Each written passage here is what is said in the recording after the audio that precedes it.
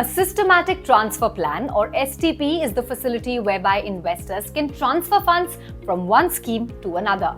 As the name suggests, the transfer is done in a systematic manner at a predetermined frequency. Investors can transfer money from a debt fund to an equity fund of the same fund house or vice versa, or from within a category as well.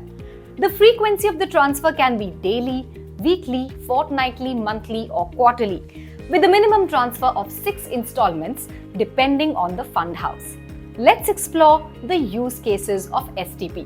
Say I have 10 lakh rupees to invest, but I don't know when or where to start investing. So I would invest in a low risk category like debt funds, and then systematically I can transfer it to equity funds. Instead of directly investing all of it together in an equity mutual fund, I invest them in a debt fund. And then I start an STP of 30,000 rupees every month. So 30,000 worth of units or amount in the debt fund will be redeemed and the proceeds will be transferred to an equity mutual fund at the selected frequency and date. This will happen every month. And here are the benefits of doing an STP of this kind. Number 1, it helps mitigate risk. Since you cannot time the market, it's not the best idea to put the entire lump sum into equity MF in one shot. You can park the lump sum that you have in the debt fund and then slowly transfer the money to equities. Now let's say a couple of years ago I had already invested in equity mutual funds with the hopes that my money will grow enough to help fund my child's education. Now my child is coming of age, and instead of taking out the lump sum, I slowly start transferring it into a debt fund. This might help mitigate the market volatility. There's no one best day to exit the market.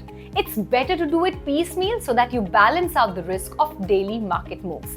Now, STP is not just for people who are looking to wholly enter or exit equities. It's also useful if you want to rebalance your portfolio. If an investor believes the allocation to debt funds is higher, they can start an STP to systematically move funds to equities. There are 3 kinds of STPs. Number 1, fixed STP, where a fixed sum is transferred from one scheme to another. Number 2, capital appreciation, where the income generated from one scheme is transferred to another scheme.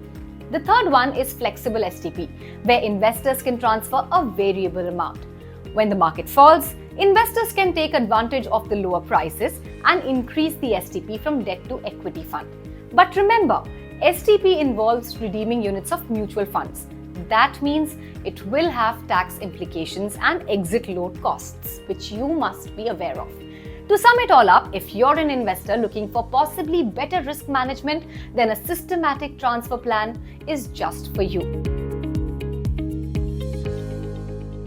Mutual fund investments are subject to market risks. Read all scheme-related documents carefully.